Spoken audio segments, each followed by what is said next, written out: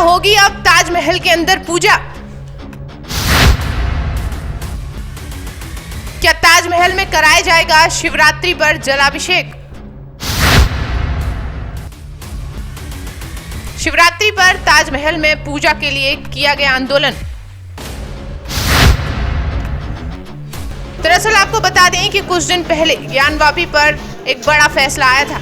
हिंदुओं को ज्ञानवापी पर मिली जीत के बाद अब हिंदुओं ने आगरा में ताजमहल को लेकर बड़ा मोर्चा खोल दिया है। कुछ दिन पूर्व भी मथुरा पर भी न्याय मांगने की गुहार लगाई गई थी। उसी को देखते हुए अब हिंदुओं ने ताजमहल को लेकर बड़े सवाल खड़े कर दिए हैं। जैसा कि हम सब जानते हैं कि शिवरात्रि का पर्व नजदीक है। इसी को देखते हुए ताजमहल के परिसर में महाशिवरात्रि पर जलाभिषेक करने की मांग की गई है। आपको बता दें कि हिंदुओं का मानना ये है कि ताजमहल कोई भी मुस्लिम की मजार नहीं है, बल्कि हिंदुओं का एक प्राचीन मंदिर है, जहां ताजमहल के बाहर कलश और त्रिशूल देखने को मिले हैं। और तो और इसी को ध्यान में रखते हुए हिंदुओं ने मिलकर हिंदू त्योहारों पर पूजा अर्चना करने की मांग की है और याचिका दायर की गई है, जिस पर जिला जज जनपद न्यायाधीश विवेक सिंघल की अदालत में अब 14 मार्च को सुनवाई की जाएगी। अब देखना ये होगा कि न्यायालय की तरफ से कोई फैसला आएगा या नहीं।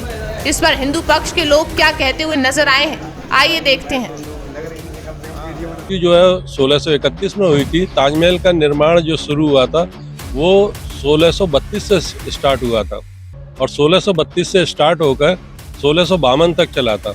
उसमें मुमताज की वास्तविक रूप से कोई कब्र या मजार नहीं है, ये गलत भ्रम फैलाया गया है। उसमें जो है वो शिवालय है, शिवलिंग स्थापित है और विगत काफ़ी समय से देखा जा रहा है कि मुसलमानों को तो उसमें नमाज पढ़ने की और उर्स करने की इजाज़त दी जाती है, लेकिन हिंदुओं को जो वास्तविक उनका संवैधानिक धार्मिक अधिकार है उससे वंचित रखा जा रहा है।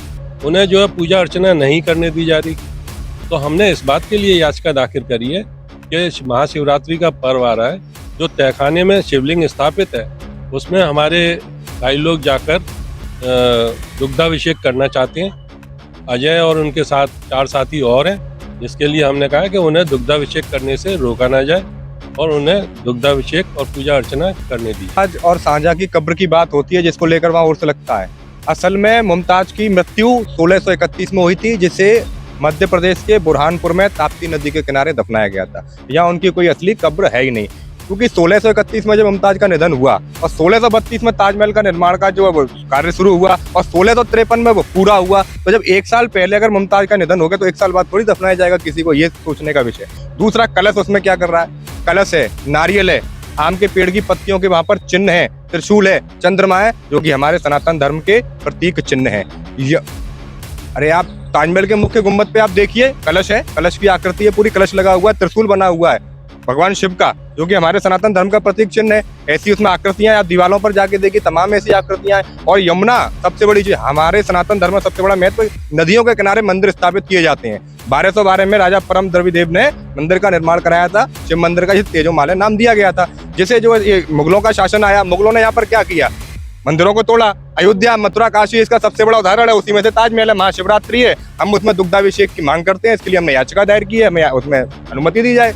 वहाँ पे जलाभिषेक, दूध अभिषेक करना चाहते हैं। जो वहाँ पे तहखाने में नीचे शिवलिंग है, उस पर ये लोग जाएंगे, 4-5 लोग इनके पदाधिकारीगण, और वहाँ पे जाके अपना जलाभिषेक करेंगे। याचिका मंजूर हो गई जी, याचिका मंजूर की जा चुकी है माननीय न्यायालय में।